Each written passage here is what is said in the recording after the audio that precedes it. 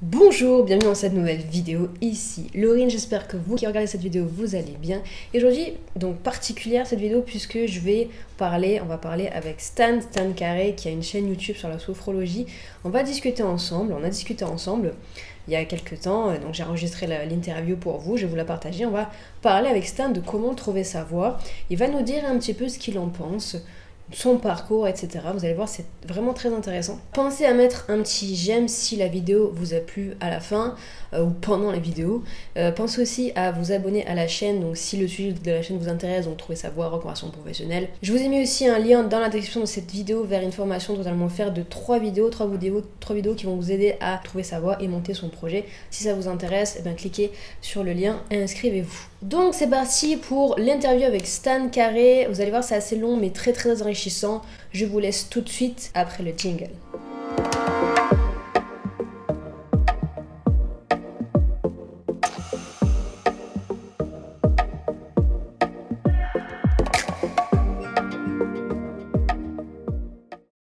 Stan, bienvenue à toi dans cette vidéo, dans cette interview.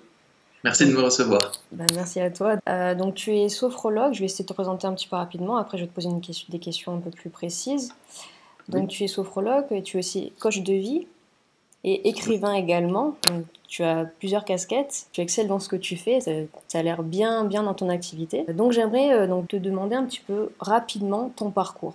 Alors mon parcours professionnel, moi j'ai fait des études en terminale ES, économique et sociale, mais bon, je me suis rapidement désintéressé des études, j'en pouvais plus, j'ai toujours détesté l'école, j'ai détesté les études académiques, je n'y voyais absolument aucun intérêt, parce que je ne m'intéressais pas à ce qu'on faisait pendant les études et que j'avais aucun objectif pour après les études, en rapport avec les études supérieures.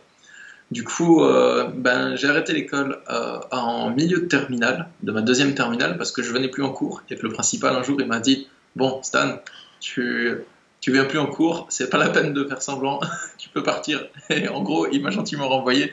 Après ça, j'ai travaillé, j'ai fait quelques jobs, vite fait du déménagement, j'ai travaillé à Auchan un peu. Après ça, j'ai fait 2 ans à la CAF. Et je traitais les dossiers à la CAF en fait. J'avais un travail en back-office. Donc c'était au début, il y avait du challenge, il y avait de la tension, de la pression, il y avait beaucoup de stress aussi. Et au bout d'un moment, je me suis désintéressé totalement quand j'y trouvais absolument plus mon compte. J'étais plus dans le mode survie, j'avais plus besoin de ce taf, quoi. Et je pouvais très bien voir autre chose. Donc je me suis cassé de la CAF. J'aimais pas cette ambiance. Il y avait beaucoup de manipulation, beaucoup d'hypocrisie. Et après ça, j'ai fait 6 mois de téléconseiller. Mais en même temps, de la fin de la CAF et de téléconseiller, je faisais des formations en sophrologie et en coaching. Je me suis orienté petit à petit vers ce que j'aimais faire. J'écrivais déjà des articles sur mon premier blog. Bon, maintenant, il n'est plus en ligne, mais voilà. Donc, je faisais mes transitions petit à petit. Et puis un jour, j'ai quitté aussi le travail de téléconseiller. Et progressivement, je me suis lancé pour développer le coaching, mes livres et ma chaîne YouTube. D'accord, ok. Donc en fait, au départ, tu faisais des jobs alimentaires qui ne te plaisaient pas. Et en parallèle, tu travaillais sur ton blog, ce qui t'intéressait vraiment. Voilà, pas tout de suite. J'ai commencé à la fin, quand je travaillais à la CAF, à faire tout ça. Enfin, surtout quand je travaillais en tant que téléconseiller. Donc voilà, j'ai travaillé seulement 6 mois en tant que téléconseiller. Donc on va dire que je suis resté à peu près 6 mois dans un travail qui ne me plaisait pas, tout en ayant déjà commencé un travail qui me plaisait. D'accord, ok. Tout doucement. Ok. Et justement, comment t'en arrivé à savoir que c'était la sophrologie qui t'intéressait? Ah, je ne le savais pas. Comment tu l'as trouvé alors? En fait, j'avais une amie à qui je parlais à l'époque qui avait un cabinet de sophrologie. Moi, j'y connaissais absolument rien. Et je commençais à me dire déjà que j'aimais plus mon travail, que je ne me voyais pas faire ça tout le temps. Mais pour moi, le monde de l'entreprise, enfin être entrepreneur, je veux dire, c'était quelque chose de totalement étranger à ce que j'étais. J'avais aucun entrepreneur dans mes potes, ils étaient tous au chômage, au RSA ou à l'école. J'avais aucun entrepreneur dans mon entourage, donc voilà, à part elle. Donc elle m'a dit, ouais, fais de la sophro, c'est bien, c'est pour les gens qui sont passionnés et qui s'intéressent aux lois de l'univers et tout, comme toi. Du coup, je ne sais pas trop pourquoi, je lui ai fait confiance, je me suis inscrit à une formation de sophro. J'ai vu où ça m'apportait. Après, au final, je vois que c'est pas forcément la sophro qui m'intéresse le plus, même s'il y a quelques enfin, il y a pas mal de trucs super intéressants dans la sophro, mais je suis pas trop axé vers la sophro, plus vers le coaching actuellement. J'ai cheminé un peu, j'ai vu que c'est plus ça qui me parle en fait. Cette amie que tu as rencontrée qui était sophrologue, finalement, tu la connaissais depuis. C'est une rencontre par hasard que tu as fait ou quelqu'un qui t'a présenté ou tu la connaissais déjà avant? Comment ça s'est Ah, il passé? n'y a pas vraiment de rencontres par hasard, hein. Les rencontres Oui, qu'on les fait, il y a toujours une connexion énergétique avec les personnes qu'on rencontre. Du moins, si on tisse des liens avec, il y a forcément une affinité énergétique avec la personne sur le moment. Euh, mm, je l'avais rencontré dans un autre milieu, dans un autre loisir que j'avais, mais ce loisir que j'avais, c'était plus en rapport avec les comics, tu vois, les bandes dessinées de super-héros que je lisais quand j'étais petit. ouais. Et quand j'étais ado aussi, il y a pas mal d'anti-héros dans les comics.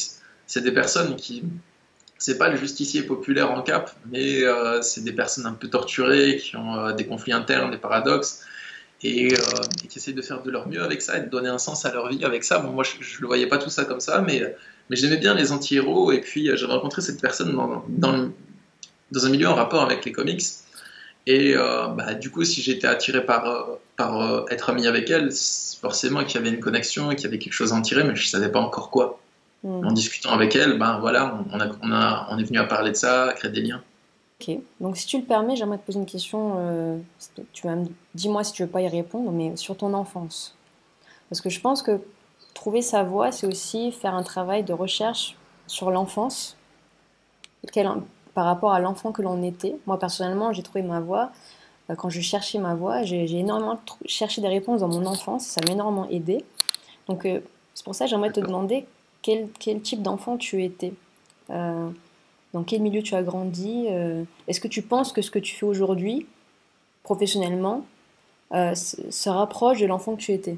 On se rapproche absolument pas de l'enfant que j'étais, mais par contre, mon enfance a joué un rôle majeur dans ce que D'accord. je suis actuellement. Donc ça, je suis entièrement d'accord avec toi, et que mon enfance a été très importante dans ce que je suis actuellement. Mais par contre, je suis pas du tout le même que j'étais quand j'étais enfant, parce qu'en fait, bah, j'en ai parlé dans quelques vidéos, sur mon site, j'en parle un peu. Euh, quand j'étais petit, en fait, j'ai été élevé par une mère qui avait un fonctionnement manipulateur pervers narcissique. Mhm. Donc, en gros, j'étais vraiment cloîtré à l'intérieur de moi-même et je reniais mes besoins, je reniais mes besoins d'accomplissement, de liberté, tout ça. Je les reniais totalement en fait quand j'étais avec elle. Donc, j'étais vraiment totalement renfermé à l'intérieur de moi-même. J'ai pas du tout confiance en moi, pas du tout confiance en les autres êtres humains. Maintenant, c'est plus du tout comme ça en fait. Bon, il y a toujours à taffer la confiance en soi, hein, ça, c'est un truc, je pense, c'est jamais fini. Mais Ouais. par contre, bah, j'ai une entière confiance en les autres êtres humains et donc mon enfance, bon, elle est en lien avec ce que je fais actuellement parce que je fais souvent du coaching pour aider les gens à sortir des relations toxiques et des relations de perversion narcissique. Donc certes, il y a un grand rôle, mais j'ai dû m'ouvrir de la prison dans laquelle je m'enfermais, de la prison mentale dans laquelle je m'enfermais pendant mon enfance, mon adolescence et mon âge adulte aussi, bah, pour devenir progressivement ce que je suis maintenant, et je suis encore en train de le faire d'ailleurs. Euh, voilà. D'accord. Donc en fait, on pourrait dire que le métier que tu fais aujourd'hui est parti d'un problème. Le fait par rapport à ta mère, tu disais. On pourrait dire ça? euh, que le métier que je fais aujourd'hui est parti d'un problème, c'est ça? Ouais. Oui, Par exemple, moi, oui, j'aide les gens à trouver leur voie parce que c'était mon problème, tu vois. Toi, tu aides les gens dans ce que tu fais là, euh, et le fait que ta mère soit, comme tu m'as décrit, t'a aidé justement à aider les gens aussi à se sortir de ces personnes-là. oui, tout à fait. Je suis entièrement d'accord. À l'aide que j'apporte aux gens, que ce soit par rapport au pervers narcissique ou par rapport à la connaissance de soi et la maîtrise de l'esprit pour ne plus produire les émotions de souffrance, ben, c'est entièrement en lien avec des problèmes Mm. que je vis en fait. Et quand j'arrive à les dépasser, bon, ok, j'ai des formations de coaching et de sophrologie, ça m'a aidé, mais surtout quand j'arrive à dépasser des problèmes majeurs de mon existence, après je peux aider les autres à le faire aussi. Par rapport au fait que tu aies surmonté le problème du pervers narcissique et qu'aujourd'hui tu aides d'autres personnes à se sortir de ça, est-ce que du coup tu aides les gens et cette aide que tu leur apportes, est-ce que ça te permet, je sais pas, d'être plus valorisé, tu te sens mieux à l'écoute, le fait d'aider les gens qui ont eu le même problème que toi, enfin, qu'est-ce que ça te fait ressentir? Euh, je me sens pas spécialement valorisé, même si à certains moments, enfin à certains moments, surtout actuellement, je pratique de plus en plus la gratitude. Ouais. J'ai remarqué qu'on est souvent orienté vers ce qui nous manque et ce qu'on n'a pas, et on constate pas tout ce qu'on a. Et quand on regarde tout ce qu'on a, on se rend compte que ce qu'on n'a pas, c'est juste une chose, et que tout ce qu'on a, c'est un immense ensemble de choses merveilleuses. Et franchement, quand on pratique la gratitude, il y a de plus en plus de belles choses qui se passent dans notre cœur.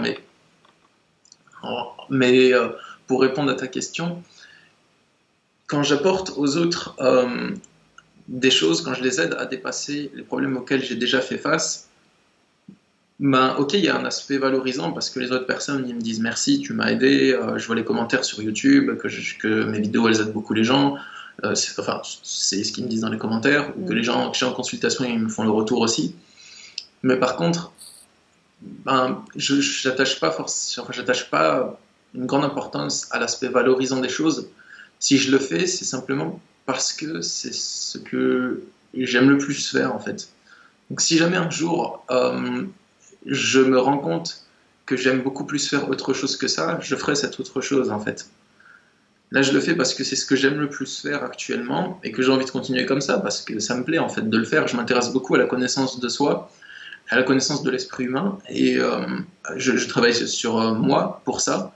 Mais avec les autres personnes que j'accompagne en coaching, j'arrive à progresser dans ce domaine aussi et à les aider à progresser. Et j'aime aider les autres à progresser, pas pour la valeur ou l'aspect valorisant ou l'aspect de l'ego que ça va me rapporter, mais plus pour le moment où je suis en train de le faire en fait. Plus pour le plaisir direct que j'ai à le faire que pour le plaisir indirect de ce que ça va me rapporter.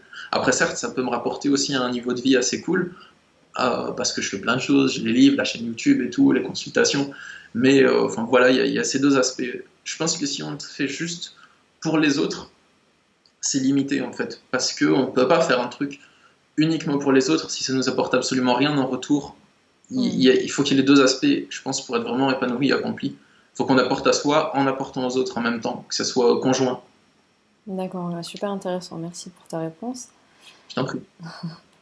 Oui, donc partir au départ, lorsque l'on cherche sa voie, toujours partir de ce qu'on aime faire. Je veux dire, ne pas faire les choses par intérêt, faire les choses pour soi. C'est ça que tu dis. Pas par... on peut tout faire en fait. On peut faire les choses par intérêt et pour soi. Ouais. Pour les gens qui recherchent leur voie, si vous avez un intérêt, un désir très puissant, qui est difficile à réfréner ou à lâcher prise dessus, alors suivez-le. Il n'y a pas de problème. Si vous avez le désir d'avoir de la célébrité, le désir d'avoir des abonnés, le désir d'avoir un compte en banque plein, le désir d'avoir de la reconnaissance, suivez-le. Franchement, le fait de suivre ces désirs et d'essayer de les accomplir et d'essayer de les nourrir, déjà ça peut aider à se dépasser. Parce que si on essaye de se couper de tous ces désirs et de trouver uniquement ce qu'on aime faire sans avoir d'objectif, de motivation, on peut se retrouver dans le syndrome de l'apprenti Bouddha. C'est comme ça que je l'appelle. On essaye vraiment de renoncer au désir, de renoncer à tout mouvement du mental. Et après, on se retrouve à avoir une vie morne, triste, à la limite de la dépression. À essayer d'assouvir ces désirs, ça peut être une bonne chose, parce que ça peut nous montrer lesquels de ces désirs nous nourrissent et lesquels de ces désirs, c'est juste un truc de l'ego dont on va pouvoir se défaire. Mais je trouve quand même sympa de les suivre et de ne pas essayer de tuer le poussin dans l'œuf. On peut essayer de le faire grandir et de voir à quoi il ressemble ce poussin, quoi. D'accord. Et alors justement, par rapport au fait de faire ce qu'on aime, répondre à nos désirs, comme tu dis, je pense qu'il y a beaucoup de personnes, donc premièrement, qui ne savent pas ce qu'elles veulent, et deuxièmement, il y a des personnes qui savent ce qu'elles veulent, mais qui n'osent pas aller vers ce qu'elles aiment, par rapport au regard des autres, par rapport à peut-être certaines croyances qu'elles ont. Donc, qu'est-ce que tu pourrais dire à ces personnes pour qu'elles dépassent ces croyances, voilà, pour qu'elles sautent le pas, pour qu'elles fassent ce qui est important pour elles, définitivement? Eh bien, dans ce cas, il y a deux possibilités. Si vous avez envie de faire un truc, de tenter quelque chose, même si vous n'êtes pas sûr que c'est la bonne chose, mais ça peut être peut-être une bonne chose si vous le réalisez, ça peut paraître fun, ça peut paraître déjà plus cool que ce que vous avez maintenant, eh bien, et que vous n'osez pas, parce qu'il y a certains conditionnements, vous avez peur du conflit, peur de ce que vont dire les autres, peur de sortir de votre carapace, peur d'être libre, et des conséquences que ça va impliquer, il y a deux voies qui peuvent mener à la fin de ce conflit interne, puisque ça c'est un conflit interne. Mhm. C'est le conflit entre deux volontés contraires. La volonté d'épanouissement, enfin c'est pas une volonté, c'est un besoin ça, et un désir de rester cloué sur place et de se maintenir dans une situation qui est plus bonne pour nous. C'est ça, non? C'est ça. Ben, si le conflit interne n'est pas trop important, c'est-à-dire dans le cas où la volonté de se maintenir dans la situation n'est pas très forte, sautez, allez-y, donnez tout pour réaliser votre idée. Ça, c'est possible. Mais il y a certaines situations où, pour suivre ses rêves, ça implique de faire des changements majeurs dans la structure de notre cadre de vie et dans la structure de notre mental. Et franchement, ça, c'est du costaud, sa mère. Ouais. Il faut, dans ce cas-là, si vous n'arrivez pas à vous lancer pour le moment, ben dans ce cas, il faut résoudre le conflit interne. Donc, soit vous avez l'impulsion qui vous pousse à dépasser les blocages, dépasser les croyances parce qu'ils ne sont pas trop costauds, mais si c'est quelque chose de vraiment trop costaud, il faut trouver la solution du problème du conflit interne. Ça implique une longue observation, de chercher la solution. Voilà, c'est une épreuve spirituelle intense qui peut durer plusieurs mois, quoi. Ok. Ok, donc premièrement, résoudre d'abord le conflit interne et ensuite se concentrer à réaliser ce qui est important pour nous. Pas forcément. Si le conflit interne n'est pas trop important, on peut direct foncer vers la Oui, réalisation et on s'en fout des blocages. On y va quand même si ça fait peur, go, on le fait. ok. Mais si c'est trop important et qu'on est vraiment complètement bloqué, entravé à l'intérieur de soi, Mhm. dans ce cas, ben, on ne peut pas passer à l'action. Oui, Parce oui. qu'on a un conditionnement qui est tellement puissant qu'on n'a même pas la possibilité de le faire. Donc ça implique des fois de traverser un état de dépression en fait, pendant quelques mois.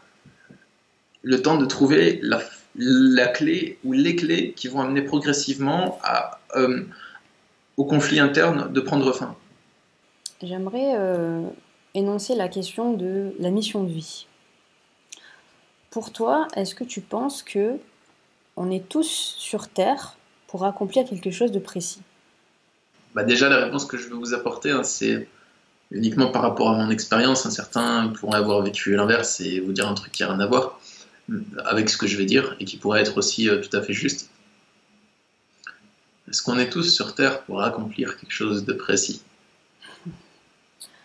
Forcément, il y a quelque chose qui nous appelle à l'intérieur de nous à faire des choses, à s'épanouir, à être libre, à être en sécurité. Et des fois, ça implique de dépasser des conditionnements. Parce que les conditionnements, en fait, c'est quand il y a quelqu'un d'autre qui va exercer sa volonté sur votre mental et votre corps. Et après, vous gardez la volonté de quelqu'un d'autre sur votre mental et votre corps. C'est un conditionnement. C'est une condition à votre bonheur. Et la mission de vie, en fait, ce que je vois comme tel, ce que je vois comme mission de vie, c'est une espèce d'élan, une tendance qu'on a qui part du cœur, en fait, et qui ne change pas et qui ne bouge pas, en fait. Et souvent, cette tendance, bah, elle s'oppose littéralement à nos conditionnements, en fait. C'est comme vraiment une lumière qui perd d'énormes couches d'obscurité, lentement, tranquillement, à son temps. Et quand notre mission de vie, notre lumière intérieure rencontre nos conditionnements, ben soit on arrive à les déjouer rapidement, soit c'est la dépression. Mhm. Et on peut traverser des phases dépressives très lourdes de plusieurs mois, et voire plusieurs années, parce que souvent on cherche notre mission de vie, mais on n'a pas envie de mais il y a quelque chose en nous qui la verrouille en fait. Ouais. On n'a pas vraiment envie de la trouver, parce que si on la trouve, ça impliquerait de réaliser des trucs qu'on n'avait pas le droit de réaliser avant, selon nous. Et donc on a tendance à la fois à vouloir toucher notre mission de vie du doigt pour savoir ce que c'est, mais souvent quand on la touche, on maudit le jour où on a osé la toucher, jusqu'à ce qu'on ait résolu le problème du conflit interne qui va en résulter. La mission de vie, je pense que c'est plus... Enfin, on peut pas forcément mettre des mots dessus, mais pour moi ça correspond plus à... Enfin, moi je peux pas forcément mettre des mots dessus, mais ça correspond plus à cet élan qu'on a qui nous pousse à s'épanouir, à être libre et à être en sécurité. Et on a chacun notre propre manière de s'épanouir, d'être libre et de se placer en sécurité. Voilà. D'accord. D'accord, en fait, ouais. Chacun peut trouver sa mission de vie en fonction de ce qu'il est, de ce qu'il aime, de ce qu'il pense, de sa personnalité au final. En fait, là, je suis en train d'écrire un livre. En fait, j'ai écrit un journal. J'ai écrit mon premier journal. En fait, c'est un journal où je racontais ce qui se passait à l'intérieur de moi quand je faisais face à un lourd conflit interne. Et là, j'ai commencé un deuxième tome. Si j'en parle, c'est parce que je l'ai commencé en disant je vais trouver ma mission de vie. Et en fait, en connectant avec ça, j'ai complètement arrêté de la chercher. Parce que en voulant trouver cette mission de vie, ça impliquait de faire des révolutions tellement importantes dans ce que je vivais que j'ai dû mettre la mission de vie en pause. Cette quête, elle a complètement disparu. Maintenant, j'y accorde plus aucune importance. J'accorde de l'importance à d'autres choses. En fait, ça correspond à ce que je cherchais comme étant une mission de vie, mais j'ai plus du tout d'importance à trouver ma mission de vie, en fait. Je te parle de la mission de vie parce que de ce que je vois, beaucoup de personnes pratiquent un emploi par défaut parce qu'elles sont obligées de payer les factures, de se nourrir, etc. Donc elles vont pratiquer un job parce qu'il faut travailler tout simplement. Et elles vont faire ça pendant des années, sans forcément aimer ce qu'elles font. Et c'est pour ça que je te parle de mission de vie, parce que les personnes qui font ça toute leur vie, qui pratiquent un job toute leur vie comme ça, par défaut, qu'elles n'aiment pas ce qu'elles font, enfin, finalement, est-ce que c'est pas gâcher sa vie? Est-ce que c'est pas passer à côté justement de sa mission de vie, ce que tu disais? Je dirais pas le mot gâcher sa vie, parce que j'ai pas envie de juger les gens qui font ça. S'ils le font, c'est qu'ils ont leur raison, c'est qu'ils ont des peurs qui les empêchent de changer, qu'ils ont beaucoup de pression, qu'ils ont des contraintes et qu'ils voient pas comment faire autrement. Donc les gens qui font ça, ils font de leur mieux aussi. Donc voilà, je pense qu'il n'y a pas de jugement à avoir pour ces gens-là, parce qu'ils font de leur mieux. Mais c'est clair qu'on peut avoir une vie plus fun que faire un travail qu'on n'aime pas. Si on trouve notre compte dans l'emploi alimentaire, ça nous suffit, que c'est bon comme ça, qu'en fait, pour nous c'est bon, quoi, il n'y a pas de mal. Mais par contre, si on sent que ce serait bien de faire plus, on se sent appelé à faire quelque chose de plus grand, c'est clair qu'on ne sera pas tranquille tant qu'on ne l'aura pas réalisé. Je peux donner un conseil pour les gens qui veulent trouver leur mission de vie. Ouais. Ce serait appliquer votre meilleure idée du moment. Si vous vous dites « ouais, mais je veux faire ce job-là, mais je ne sais pas si c'est bon pour moi, je veux faire cette entreprise, mais je ne sais pas si c'est bon pour moi », est-ce que vous avez une meilleure idée que ça pour vous épanouir? Si oui, appliquez-la. Sinon, appliquez votre meilleure idée du moment. Et toujours. Exactement, ouais, c'est ce que je faisais moi aussi. C'est un bon conseil. Cool. Et effectivement, ça m'a bien aidé. Parce que du coup, ça permet carrément d'avancer. Peut-être Et ouais, même, de sortir du doute. exactement. Du coup, on teste une idée, finalement, ça va peut-être nous mener vers une autre idée qu'on va retester, etc. Et de fil en aiguille, personnellement, c'est comme ça que j'ai trouvé ce qu'il me fallait vraiment pour être accompli dans mon travail.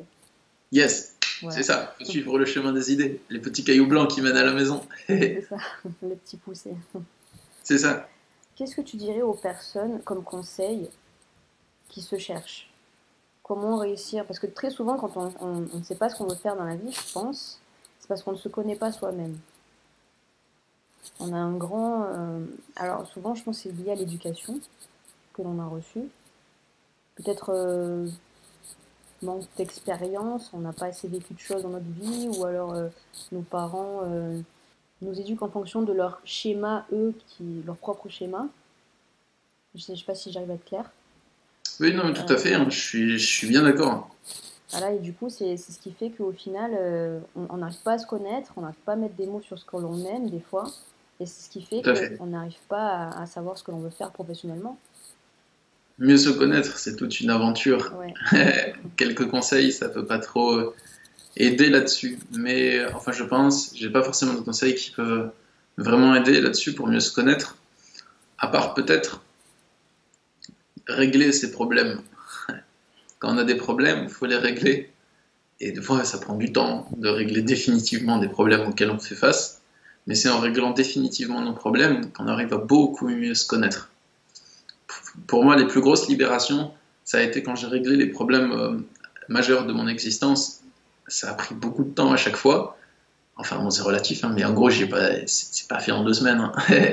Et après, ça m'a permis de faire vraiment des grosses libérations et de voir ce que je faisais comme comportement qui était toxique, de voir les mouvements de mon esprit qui n'étaient pas bons pour moi, de m'en détacher, de m'en défaire définitivement, de trouver des vraies solutions fiables et intemporel à mes problèmes, quoi. De les comprendre vraiment et d'agir. Ok, donc en fait, c'est en utilisant, donc en se concentrant sur nos problèmes, en se concentrant à trouver la solution donc, pour régler ce problème-là, que finalement on va progresser. Et c'est dans cette progression que finalement on va utiliser notre potentiel, nos capacités, qui vont nous ouvrir après des portes pour la suite. Un aspect, oui, c'est vrai, je n'avais pas pensé, tout à fait. Par exemple, si votre problème c'est la précarité financière, mais qu'en plus vous voulez pas travailler en entreprise, ben, il va falloir se bouger et développer des capacités pour créer une entreprise, par exemple. Et là, vous pouvez régler le problème. Mais des fois, il y a des problèmes où, pour les régler, c'est des problèmes intérieurs liés à des conditionnements, et que c'est lourd, et qu'on ne sait pas dans quelle direction on va, et qu'on patauge, et que c'est la dèche. Et dans ces problèmes-là, c'est surtout, bah déjà quand on va les régler, pendant qu'on les règle, on gagne des compétences d'observation, de contemplation, de compréhension de soi, et quand on les règle, franchement, il y a une grosse libération à la clé, quoi. Ouais, c'est là qu'après, on peut s'ouvrir des portes et y voir plus clair, disons. Oui. Quel conseil tu donnerais aux personnes qui cherchent un sens à leur vie? Ça dépend qu'est-ce qui pousse à trouver un sens à sa vie. Est-ce Mhm. qu'on en a envie parce que c'est cool et que ça a l'air fun de trouver un sens à notre vie? Ou est-ce que c'est une pression psychologique qu'on s'inflige pour trouver un sens à notre vie? Parce que souvent, il y a une espèce de grande angoisse qui pousse à trouver le sens de la vie. Et si on essaye de le trouver pour satisfaire l'angoisse, on fait que fuir une peur qui va chaque fois être de plus en plus présente et nous dire ouais mais c'est pas tout à fait le sens de ma vie et puis tu pourrais trouver mieux et ainsi de suite. Et franchement, c'est pas pour ça qu'il faut trouver le sens de sa vie. Enfin, on peut essayer, mais ça va pas régler le problème. On pourra, même si à ce moment-là, si c'est l'angoisse qui nous pousse à trouver le sens de notre vie, si on se réveille la nuit dans notre lit et qu'il y a une main qui déchire le ciel et qui nous dit je suis Dieu, voici la révélation du sens de ta vie, l'angoisse elle finira toujours par chipoter, même avec ce genre de révélation-là. Je pense qu'il faut s'apaiser déjà et relaxer sur trouver le sens de sa vie. Et parce que la vie, il n'y a pas vraiment un sens. Enfin, il faudrait d'abord voir ce que c'est un sens. Pour moi, le sens de sa vie, c'est un sens physique, quoi. Si vous avez un objectif, orientez-vous vers cet objectif. Et là, vous donnez un sens à votre vie, c'est-à-dire votre corps, vos pensées, vos capacités, et vous les orientez toutes dans le même sens. Ça s'appelle la concentration, jusqu'à avoir atteint l'objectif. Mais une fois qu'il est atteint, on se relâche et on se dit, et après, quel est le sens? À ce moment-là, c'est important d'allier deux choses. D'allier la gratitude et le moment présent. Regarder ce qu'on a, ça baigne, prendre du temps pour soi, se relaxer, se faire une vie cool, kiffer le moment présent, enfin, faire des trucs qui déchirent, quoi. Et aussi, peut-être, faire quelque chose qui fait quand même sens pour nous, parce que c'est important d'avoir ça. Mais voilà, il faut trouver le juste milieu, pas trop se mettre la pression pour ça. D'accord. Donc, ouais. C'est déjà plus facile de trouver le sens de sa vie. À ce moment-là, on peut se dire, tiens, qu'est-ce qui nous ferait sens pour moi? Ouais, aider les autres, ça peut être pas mal. Et puis faire un truc que j'aime en même temps, ça peut être pas mal aussi. Allez, ce truc, ça semble allier les deux. Et hop, on le fait. En fait, ne pas se prendre la tête, quoi. Arrêter complètement de se prendre la tête. Avoir un objectif, finalement, par rapport à ce que tu disais, des idées, tester une idée et puis on verra, quoi. Enfin, c'est comme ça que finalement, tranquille, quoi. On y va, on suit tranquille nos idées, on a des objectifs et voilà, quoi. Voilà, ça dépend de la période. Il y a des moments où c'est peut-être utile de se mettre une pression et de charbonner de ouf quand on doit construire son entreprise, par exemple, dans les premières années. Mais une fois qu'on a atteint un truc stable, qu'on a atteint tous nos objectifs et qu'on commence à se poser la question du sens, bah là, on peut se relaxer, quoi. Ouais. Ben, merci Stan. Je t'en prie. À bientôt et merci encore. Merci à toi de m'avoir interviewé, c'est gentil. De Et rien. merci pour ton estime et je te souhaite que ça réussisse. Ben, moi aussi, bonne continuation à toi et tu as encore plus de risques. Merci beaucoup. De rien. Ciao, ciao. Salut! Voilà pour l'interview, j'espère vraiment qu'elle vous a intéressé. Alors je suis désolée, à un certain moment de la vidéo, il y a un petit décalage entre le son et l'image. Je sais pas à quoi c'est dû, certainement à cause d'une connexion internet, donc je suis désolée pour ça. De temps en temps, il y a des petits bruits, on n'entend pas souvent. Bon voilà, je suis désolée, c'était vraiment ma première interview avec Skype. Bon, j'espère quand même que le contenu vous a plu. Je vous mets le lien de la chaîne de Stan, si vous voulez en savoir un peu plus sur lui. Je vous ai mis aussi, n'oubliez pas, un lien vers une formation offerte de 3 vidéos qui va vous aider à trouver votre voie et à monter votre projet professionnel, donc étape par étape, en partant de zéro, si ça vous intéresse. On se retrouve de l'autre côté. Autrement, eh bien, on se retrouve dans une prochaine vidéo sur la chaîne YouTube. Et en attendant, prenez soin de vous. Salut!